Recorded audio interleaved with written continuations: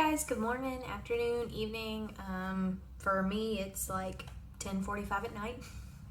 I just got back about an hour ago from like a jog, run, whatever. So that's why I kind of look like this. I wanted to get my videos and stuff done for y'all before I jumped in the shower and got too tired to do these. So today you're going to be learning about compound interest, and I know you don't have your calculators at home, so when I'm doing these, I'm going to give you, like, whenever you get your assignment, it'll be just kind of basic information rather than actually putting it in a calculator.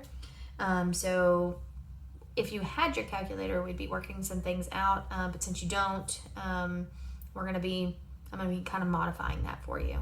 All right, let's get started. All right, so this is compound interest.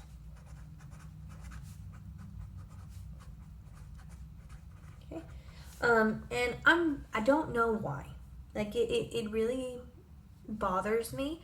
But on the STAR test, our the reference sheet for 8th grade, it's not complete when it comes to compound interest, and it bothers me. So every year I try to kind of drill it into my students' head that it's not right. Just like we do something different with slope, just like we do something different with Pythagorean theorem, this one's going to be a little bit different as well. But on your reference sheet, it says A equals P parentheses 1 plus R close parentheses to the T power. Okay, and I'm going to explain kind of what these are, what each one of these mean. A is like the total amount. So after you've plugged in everything and you hit enter and it gives you a number, that's going to give you your total amount, including the original amount. So if you remember simple interest, it was I equals PRT. That's just the amount of interest, and then sometimes we had to add it to, add the interest to the original. Compound interest, it adds it in automatically. So total amount.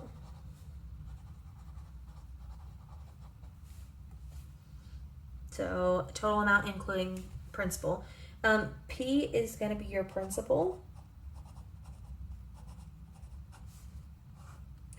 R, just like in simple interest, R is your rate, but written as a percent, not as a percent, written as a decimal.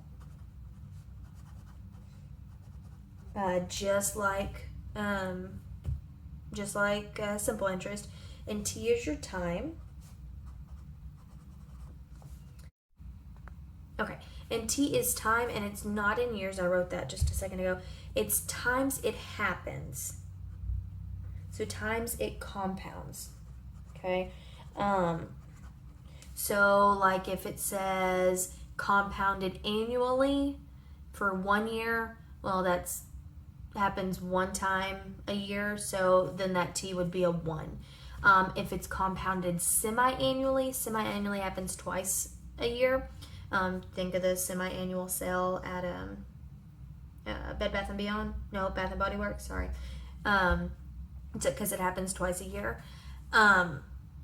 So if it was twice a year for 1 year, this T would be 2.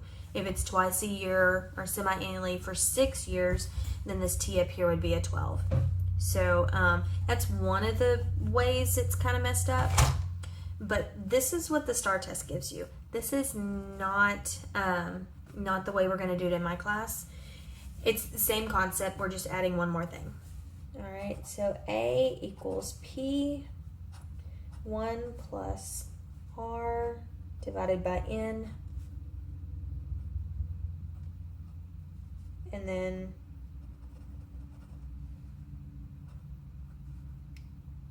T times N. I think that's how I did it. A is still the total amount. P is still the principal. R is still the rate. But N is how many times it happens per year.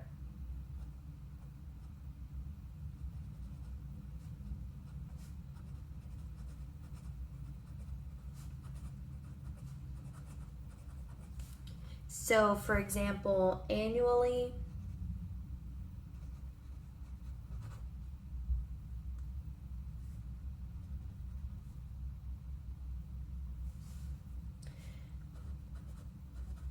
so annually would be divided by 1. Semi-annually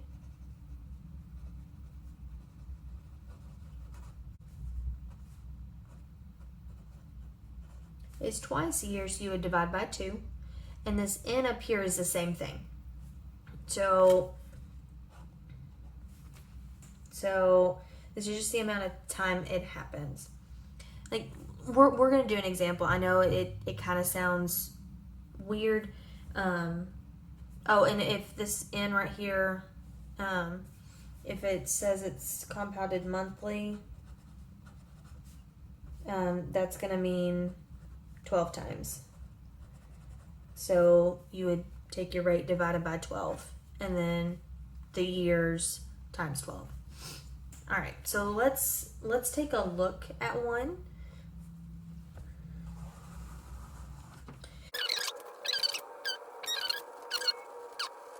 Hold on one second.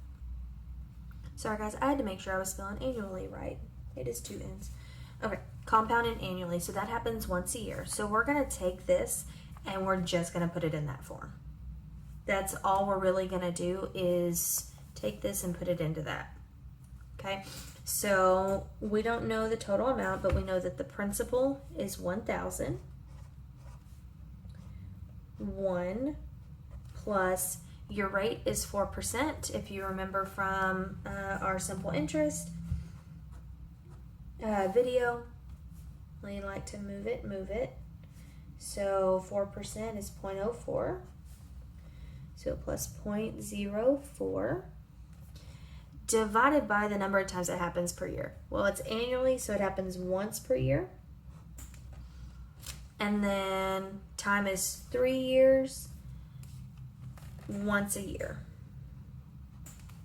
Okay, and so if I were to ask you to put that in your calculator, which if you're watching this after all this coronavirus stuff is gone, then yes, you'll have to do this. So 1,000 parentheses 1 plus, and then you can make this as a fraction if you want, or you can just do 0.04 divided by 1, and then it's going to be to the third power times 1. So you're going to get $1,124.86. So remember, when we're dealing with interest, simple or compound, we're dealing with money. So you always want to round to the nearest hundredth or the nearest cent. So 11.24 and then 86 cents. Always put the dollar sign at the front. Always put the dollar sign at the front. Okay, so the total amount of $1,000 in an interest account that grows at 4%, it's compounded annually for 3 years, you're going to get $1,124.86. But for the purpose of our quizzes and stuff, this is all you're going to need to be able to put in. That's all you're going to need to be able to do. All right, so we're going to take another one.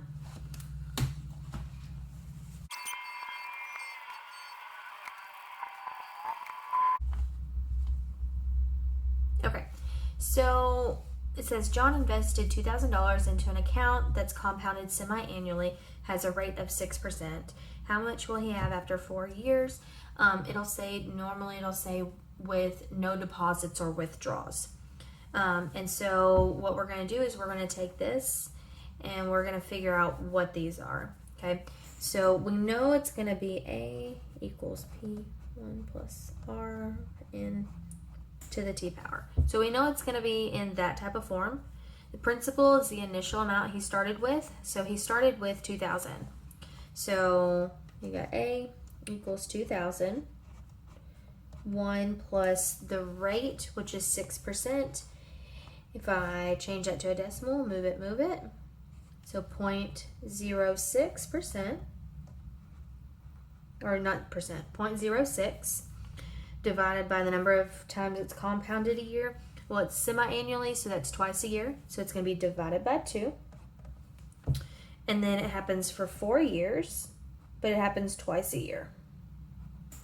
So if I wanted to kind of simplify that down, or the STAR test may simplify that down, A equals 2,000. 1 plus 0.06 divided by 2 is 0.03, so they could put that in there. I'm just going to leave 0.06 divided by 2, and then 4 times 2 is 8. So there's one more. 2,000. 1 plus 0.03 to the 8th power, and so this 0.03 is 0.06 divided by 2. Or they could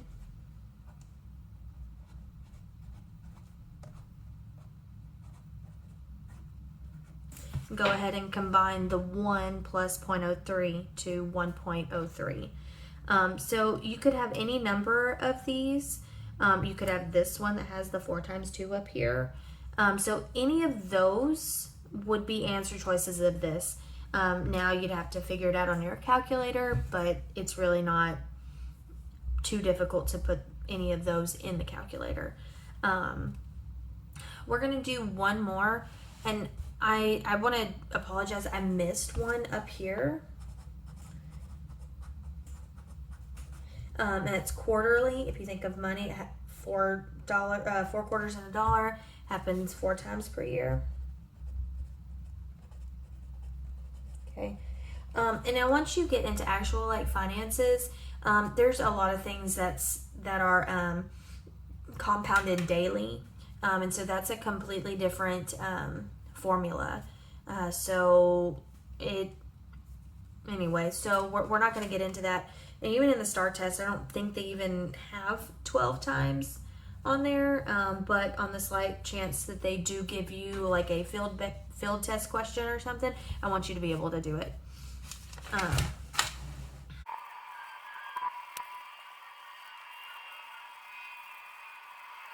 So Andrea deposited $6,000 in an account that pays 6% interest compounded quarterly.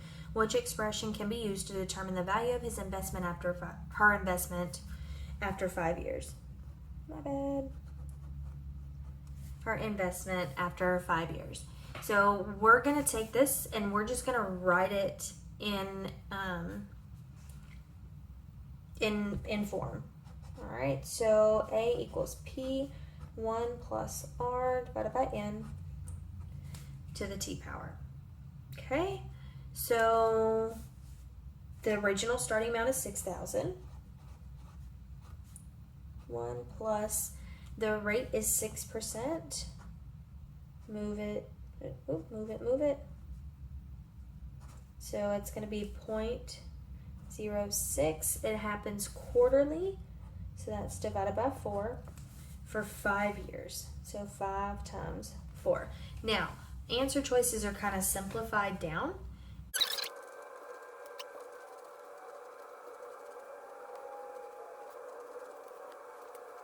So these are the answer choices it gives me. Just looking, if I didn't know that I was supposed to divide by 4, I would have already eliminated answer choice D.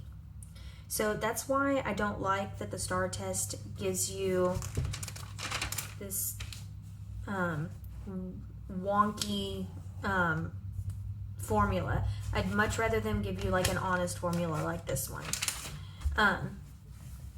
Anyway, so we've got the 6,000. We can't eliminate any of them, but we can eliminate a couple of them just because right here 5 times 4 is 20. Well, that one's not to the 20th power, so it's not A. B is to the 20th power. C is not.